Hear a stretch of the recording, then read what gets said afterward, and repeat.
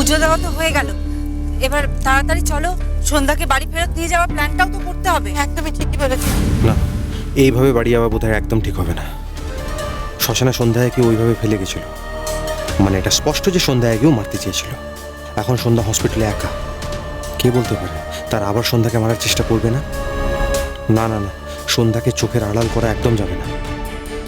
সন্ধ্যার যে অবস্থা, ওকে যদি কেউ মারতে চেষ্টা করে, সন্ধ্যা না পারবে তাকে চিনতে, না পারবে নিজেকে বাঁচাতে। তাড়াতাড়ি আয়। আচ্ছা মা শোনো না, কি হলো? বলছিলাম যে তোমরা বাড়ি চলে যাও, আমি যাবো না। কেন রে, তুই আবার কোথায় যাবি? আমি হসপিটালে যাব। এখন থেকে আমি সন্ধ্যার সঙ্গেই থাকবো, আমি ওনাকে আর একা ছাড়বো না। সঙ্গে থাকবি মানে? হ্যাঁ রে, বৌমা তো আমাদের দেখলেই খেপে যাচ্ছে। সে খেপে গেলে যাক, মারবে বকবে যা করবে করবে, আমি সে দেখে নেবো। আমরা সকলেই তো জানি সন্ধ্যাকে মারার চেষ্টা করা হয়েছে। আবার যদি কেউ করে, আমি দরকার পড়লে ওনার কেবিনের সামনেই বসে থাকবো ওনাকে পাহারা দেওয়ার জন্য, কিন্তু আমি ওনাকে ছেড়ে কোথাও যাবো না। কথাখানা তুই মন্দ বলিসনি। ঠিক আছে, তুই কিন্তু সাবধানে থাকিস বাবা। হ্যাঁ মা ঠিক আছে, তোমরা নিশ্চিন্তে যাও, আমি এখানে ঠিক থাকবো। আচ্ছা মেজো, আয়।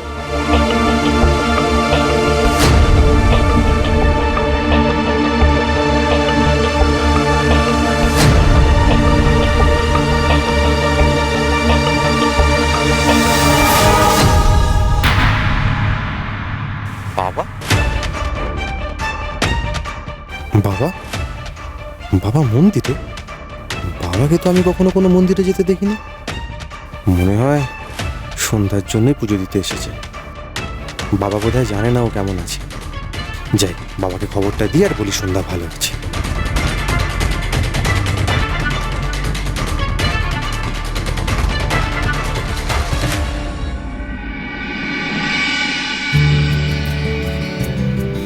ড্রামা কুইনের এলেম আছে, বলতেই হবে। বাবাকে অব্দি মন্দিরে এনে ছেড়েছে।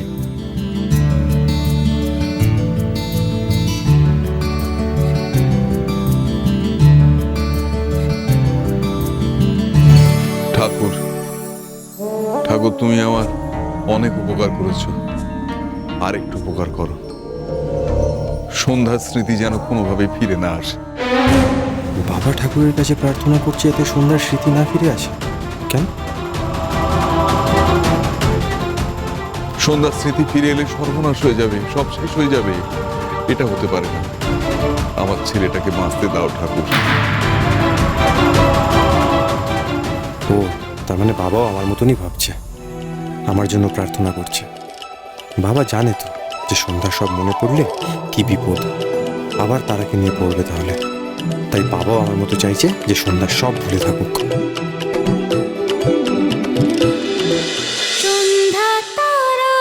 সন্ধ্যা তারা সোম থেকে রবি সন্ধ্যে 7:30টায় স্টার জলসায় ও ডিজনি প্লাস হটস্টারে।